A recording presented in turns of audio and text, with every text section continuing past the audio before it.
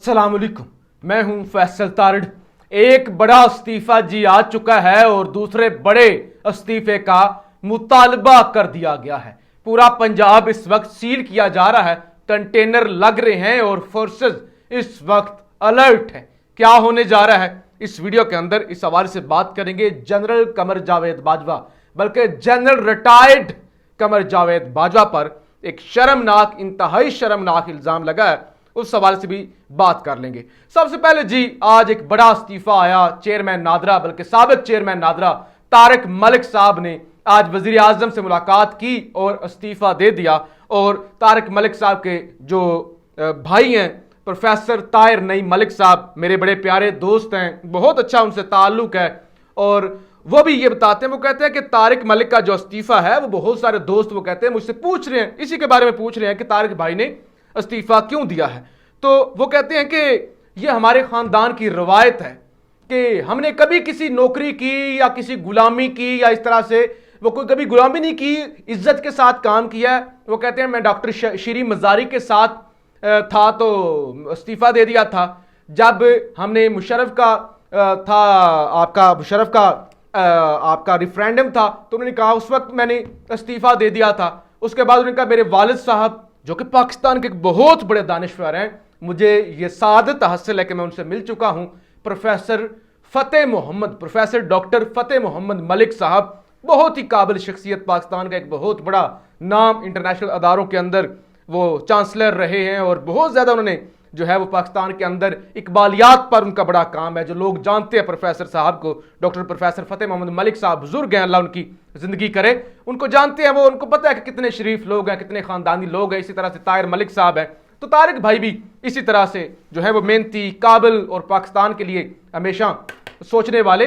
तो वो कहते हैं कि तारिक भाई ने भी किसी किस्म की गुलामी जो है वो कबूल नहीं की और उन्होंने फौरी तौर पर इस्तीफा दे दिया। और उन्होंने कहा मैं नमल यूनिवर्सिटी के अंदर प्रोफेसर हूँ, पढ़ाता हूँ, तो मेरा भी इस्तीफा हर वक्त टेबल के दराज में होता है, तो लिहाजा हमें इन चीज़ों की कभी परवाह नहीं होती। तो तारिक मलिक साहब का चेयरमैन नादरा एक इंतहाई काबिल अफसर आज पाकिस्तान उनसे महरूम हो गया और वो रिज़ाइन कर गए। दूसरा जनाब, इत्तेहादियों में इख्तलाफात, गवर्नर खैबर पख्तूनख्वा को ओहदे से हटाने का जनाब मुतालबा कर दिया गया है।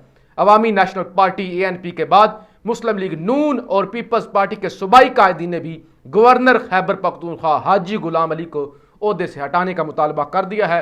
और हाजी गुलाम अली समदी हैं जनाब फजलुर रहमान साहब के, हज़रत मौलाना फजलुर रहमान साहब के वो समदी हैं। हुकूमती इत्तेहादी जमातों की सूबाई की आदत गवर्नर हाजी गुलाम अली के किरदार से नाराज़ हैं। पीपल्स पार्टी और मुस्लिम लीग नून के मुकामी रहनुमाओं ने पार्टी की आदत से गवर्नर को हटाने का मुतालबा कर दिया है। मुस्लिम लीग नून के सूबाई रहनुमा इख्तियार वली ने कन्वेंशन से खिताब में कहा कि सूबे में गवर्नर राज कायम है। मुस्लिम लीग के कारकुनान सूबे में 3 दहाइयों से अपोजिशन में हैं। और इस तरह से पीपल्स पार्टी के साबिक रुकन पख्तूनख्वा असम्बली निगत और औरकजई ने बिलावल भुट्टो और आसिफ जरदारी से मुतालबा किया कि गवर्नर गुलाम अली को ओहदे से हटाया जाए। सूबे में गवर्नर राज नहीं मानते, जियालों पर गवर्नर्स हाउस के दरवाजे बंद किए गए हैं। तो डायरेक्टली इस वक्त सारे जो मामलात हैं वो चला रहे हैं इस वक्त गवर्नर साहब। आपको पता है सदर ANP खैबर पख्तूनख्वा एमल वली ने वज़ीर आज़म की पेशावर गवर्नर हाउस आमद के मौके पर वज़ीर आज़म से गवर्नर की शिकायत की थी। तो तकरीबन तमाम लोग ही KPK के अंदर हाजी गुलाम अली से नाराज़ हैं और उनको हटाने का मुतालबा भी कर रहे हैं। इसके अलावा जी, मेयर का इलेक्शन होना है कराची के अंदर, जमात इस्लामी के बंदे हैं ज़्यादा और उसके साथ PTI का इत्तेहाद है। तो यूं जो है वो जो जमात है और PTI है, दोनों के पास जो है अक्सरियत है, यानी मेयर जो है वो बड़ी आसानी से हाफिज नईम रहमान बन सकते हैं। नून, PP और फजलुर रहमान और सारी जमातों को मिलाकर भी फ़र्क है, एक बहुत बड़ा फ़र्क है जो PTI और जमात इस्लामी के पास वोट हैं। लेकिन PTI के बंदे उठाए जा रहे हैं और उन्हें ज़बरदस्ती कहा जा रहा है कि आप ये प्रेस कॉन्फ्रेंस करें कि हम PTI को वोट नहीं, हम हाफिज नईम रहमान को वोट नहीं देंगे। अब जनाब एक चेयरमैन की वीडियो आई है, वो कहते हैं मुझ पर बहुत दबाव है। PTI के मुनहरफ यूसी चेयरमैन की वीडियो सामने आ गई है, जियो न्यूज़ की खबर है।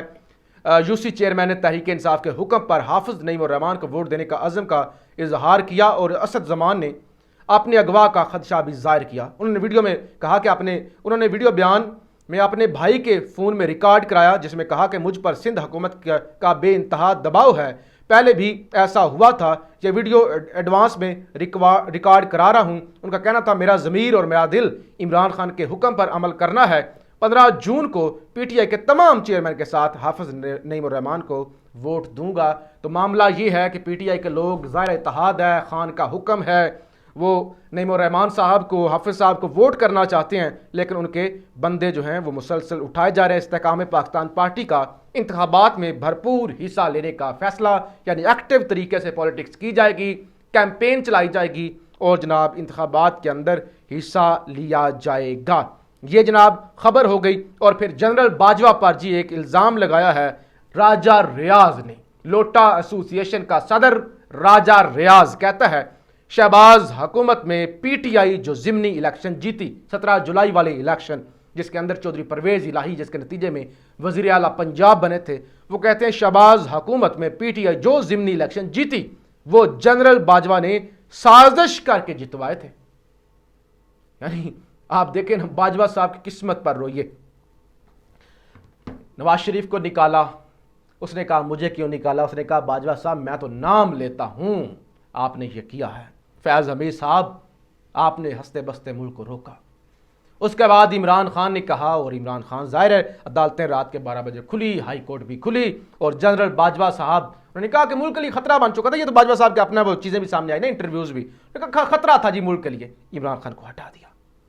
اب اس کے بعد اب راجہ ریاض جیسے لوگ کہتے ہیں کہ جو پنجاب کے اندر چودھری پرویز الہی کی حکومت آئی تھی اس کے اندر باجوہ صاحب نے جتوایا تھا، حالانکہ ایڈی چوٹی کا زور و وقت لگایا گیا تھا کہ عمران خان کو ہرایا جائے۔ تو اب راجہ ریاض جس کو کوئی بھی نہیں پہچانتا وہ باجوہ صاحب پر یہ شرمناک الزام لگا رہا ہے۔ ایک مذہبی جماعت، ایک بڑی مذہبی جماعت جو پچھلے دنوں میں پچھلے کئی سالوں میں بنائی گئی اور اس کے بعد وہ قابو سے باہر ہوگی، جیسے وائرس ہوتا ہے نا، یہ کووڈ کے بارے میں بھی کہتے ہیں کہ لیبارٹری میں بن رہا تھا وائرس جو بے قابو ہو گیا تھا، لہٰذا وہ مذہبی جماعت بنائی گئی، پیسے تقسیم کیے گئے، فیض آباد بے قابو ہو گئے۔ پھر انہوں نے جو سری لنکن شہری کے ساتھ کیا جو کیا اس پر میں ذکر نہیں کرنا چاہتا، میں آپ لوگوں کو سمجھ آ گیا ساری بات جو میں کر رہا ہوں۔ وہ ظاہر سب کو احتجاج کرنے کا حق ہے، سب کو مارچ کرنے کا حق ہے، چاہے کوئی مذہبی جماعت ہو، کوئی سیاسی جماعت ہو، مجھے کسی سے کوئی اختلاف نہیں ہے۔